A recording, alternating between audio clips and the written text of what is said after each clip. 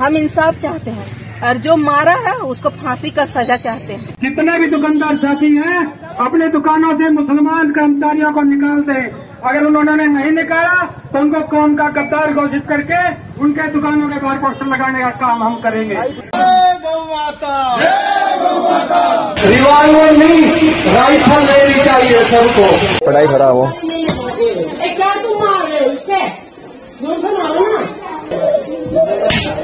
2014 সালে বিজেপি সরকার ক্ষমতায় আসার পর থেকে দেশের মুসলিমদের ওপর অন্যায় অত্যাচারের পরিমাণ যেন দিন দিন বেড়েই চলেছে। দেশের জাতি বিদ্বেষের ঘটনা রোজকার ব্যাপার হয়ে দাঁড়িয়েছে। আমরা দেখে আসছি কখনো গুজরাটের মুসলিম হওয়ার কারণে প্রথম স্থানাধিকারী ছাত্রীকে পুরস্কার দেওয়া হচ্ছে না, দেখছি বুলডোজার চালানো, দেখেছি গোরক্ষার নামে খুন, দেখেছি জয় শ্রীরাম না বলায় পিটিয়ে খুন, দেখেছি নো ভায়োলেন্স, দেখেছি আমরা মুসলিম হওয়ার জন্য স্কুলের ছাত্রকে অন্য সহপাঠীর হাতে মার খেতে। এই ভিডিও আমাদের চোখে পড়েছে। ঠিক এরকমই একটা চাঞ্চল্যকর ভিডিও আমাদের চোখে পড়ছে যে ঘটনাটি ঘটেছে ঝাড়খণ্ডের রামগড়ের সিকনি গ্রামে। একজন 45 বছর বয়সী মুসলিমকে নির্মমভাবে পিটিয়ে হত্যা করা হয়েছে। এরপরই এলাকায় উত্তেজনার সৃষ্টি হয়। চোর সন্দেহে সিকনি মরাং মর্চার সড়কে রেলওয়ে ব্রিজের কাছে শামশেদকে দেখতে পেয়ে উপস্থিত কয়েকজন তাড়া করে এবং তাকে বেধড়ক লাঠিপেটা করে, এমনকি তাকে উলঙ্গ করে নৃশংসভাবে আঘাত করা হয়। ঘটনার খবর পেয়ে রাজাপ্পা থানার পুলিশ ঘটনাস্থলে পৌঁছায়। শামশেদকে নিকটস্থ যে হাসপাতাল ছিল সেখানে তারা নিয়ে যান। সেখানে কর্মরত যে চিকিৎসকরা আছেন তারা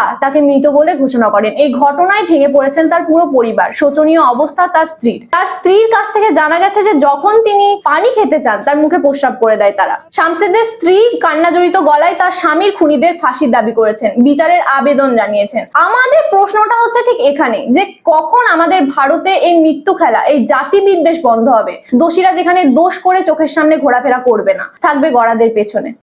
उसको मुसलमान कह के पूरा चेक करके मारा है उसको पूरा। आप कौन है? हाँ, उसकी पत्नी। हम लोग दो पत्नी। हम इंसाफ चाहते हैं और जो मारा है उसको फांसी का सजा चाहते हैं। हम मेरा आदमी लेके गया था 50,000 घर से लेके निकला, भेजने का शादी है 1.5-2 महीना के बाद।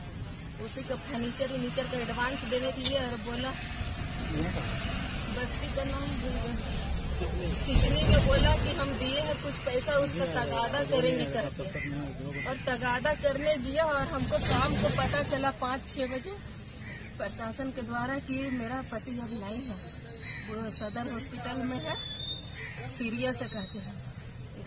और हमको पता चला कि मर गया वहाँ। हमको कोई मिलने नहीं दिया वहाँ पे। हम आप लोग से यही विनती करते हैं कि हमको इंसाफ दिलाइए और उन लोग को फांसी दिला दीजिए। और मेरा कमाने वाला कोई नहीं है सर। बोलने लगा, हमसे बोल रहा था कि पहुंचा दो वहाँ तक।